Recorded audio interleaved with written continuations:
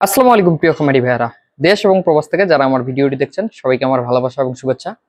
আবার চলে আসলাম আপনার মাঝে নতুন একটা ভিডিও নিয়ে। তো অনেকে আমাকে প্রশ্ন করছেন যে ভাই, গাভী গরু দেশি গাভী এটা থেকে বাচ্চার প্রজেক্ট নিব, এটা এখন করা কেমন হবে বা এটা করা যাবে কিনা। তাদের জন্য খুব শর্টকাটে আমি কিছু প্রশ্নের উত্তর দিয়ে দেই। প্রথমে আমি বলি, আপনি একটা দেশি গাভীতে যদি শাহিওয়াল বাচ্চা প্রজনন করান, দেশি বাচ্চা তো করাই যাবে না, যদি শাহিওয়াল বাচ্চা প্রজনন করান সেক্ষেত্রে একটা গাভীর আমি ধরলাম 10 মাস বাচ্চাটা পেটে থাকবে এবং বাচ্চাটা হওয়ার পর বিক্রয়ের উপযোগী হতে আরো 6 মাস টাইম লাগবে, অর্থাৎ 10 আর 6 আপনার টোটাল 16 মাস সময়, অর্থাৎ 1 বছর 4 মাস সময় লাগবে একটা বাচ্চা বিক্রি করার জন্য। এরপর আবার সে প্রেগনেন্ট হবে, আবার বাচ্চা দিবে, কিন্তু মূল কথা হলো প্রেগনেন্ট হওয়ার প্রথম দিন থেকে বাচ্চা বিক্রয় করা পর্যন্ত তার পিছনে 16 মাস সময় ব্যয় করতে হবে। এখন এই 16 মাস পর আমরা একটা বাচ্চা বিক্রি করতে পারবো বর্তমান বাজার অনুযায়ী। দেশির পেটের যে বাচ্চাগুলা 6 মাস বয়সে 50 থেকে সর্বোচ্চ গেলে 60,000, এর বেশি না। আপনারা এখন বলতে পারেন ভাই, একটা শাহিওয়াল বাচ্চা 6 মাসের বাচ্চা 80,000, 85,000, 90,000ও বিক্রি হয়। সেগুলো বিক্রি হয় পিওর শাহিওয়ালের পেটের যে বাচ্চাগুলো হয়, এগুলো 80,000, 90,000 পর্যন্ত বিক্রি হয়।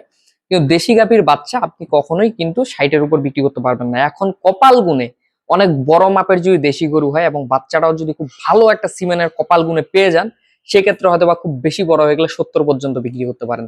কিন্তু টার্গেট আপনাকে 50 রাখতে হবে, কারণ সচরাচর 60 হয় না, 50 সর্বোচ্চ হয় দেশির পেটের যে বাচ্চাগুলো। কারণ দেশির পেটের বাচ্চা এগুলো নাভি কম্বল অত বেশি হবে না, ক্রস যেহেতু ক্রসের মতোই হবে, তো এগুলো 50-এর উপর আপনি বিক্রি করতে পারবেন না 6 মাস পর। তো আমি ধরলাম আপনার 60,000, 10,000 বেশি ধরলাম, যদিও এটা মানে একটা মোটামুটি বলা চলে বেশি ধরা, কারণ স্বাভাবিকভাবে 50,000 সর্বোচ্চ 60, এখন সর্বোচ্চটা তত ধরা যাবে না, আপনাকে মিডিয়াম ধরতে হবে। মিডিয়াম ধরতে গেলে 50-এর উপর যাওয়াই যাবে না, মানে টার্গেট নেওয়ার সময় 50-এর উপর টার্গেট নেওয়া যাবে না। তারপর ধরলাম 60,000 বিক্রি করবেন, এটা হলো আপনি 16 মাস পর বাচ্চাটা। কারণ 16 মাসে একটা গরুর পিছনে আপনি দিন যদি 100 টাকা করেও খরচ করেন, আপনার মাসে 3,000, 10 মাসে 30,000, 6 মাসে আরো 18,000, অর্থাৎ 48,000 টাকা আপনার খরচ হবে 16 মাসে।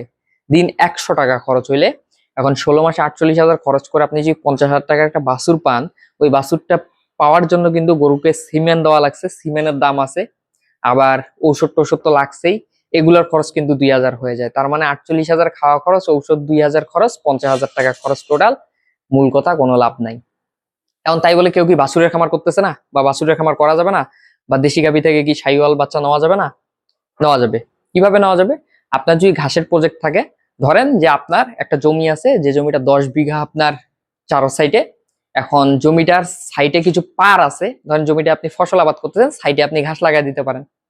সাইডের ঘাসটা দিয়ে একটা গরু সুন্দর খেতে পারবে। ধরেন আপনার যদি 8-10 বিঘা জমি থাকে, সেই জমির যদি সাইড গুলা যে থাকে, মানে সাইড বলতে ধরেন আপনার রাস্তার পাশে 10 বিঘা জমি আছে, রাস্তার যে সাইডটা, এই সাইডে আপনি কিন্তু সাইডে সাইডে ঘাস লাগাই দিতে পারেন।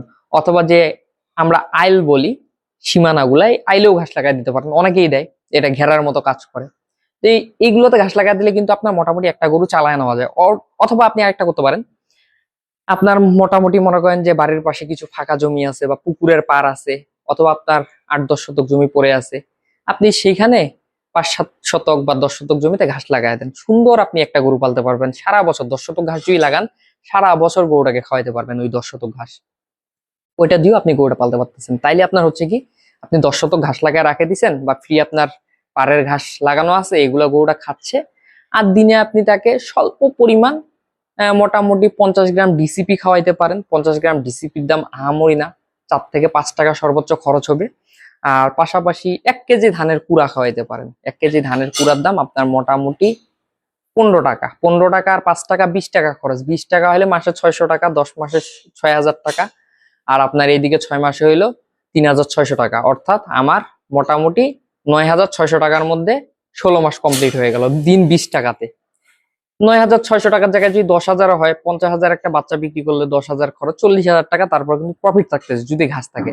তাহলে আমাদের কি করতে হবে? আমরা যদি বাছুরের খামার করি, অবশ্যই আমাদের ঘাস লাগাইতে হবে, কারণ ঘাস ছাড়া কোনো বিকল্প নেই। কারণ দানাদার খাবার দিয়ে এটা পালতে গেলে আমরা ফকির হয়ে যাব, লাভ পাবো না। কিন্তু অন্যদিকে আমরা যদি এটা ফ্রিতে পালন করতে পারি, অথবা দিনে সর্বোচ্চ 20 টাকা খরচে পালন করতে পারি, তাহলে কিন্তু আমাদের বছর শেষে বাছুরটা অনেক লাভ থাকবে।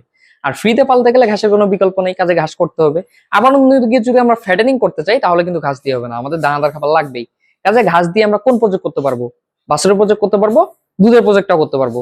কাজে আমরা বাছুরের প্রজেক্টটা যারা এখন করবো, আমরা শুধুমাত্র ঘাস দিয়ে বাছুর প্রজেক্ট করতে পারি, এতে লাভ হবে 100% এবং এর গ্যারান্টি আমি দিলাম।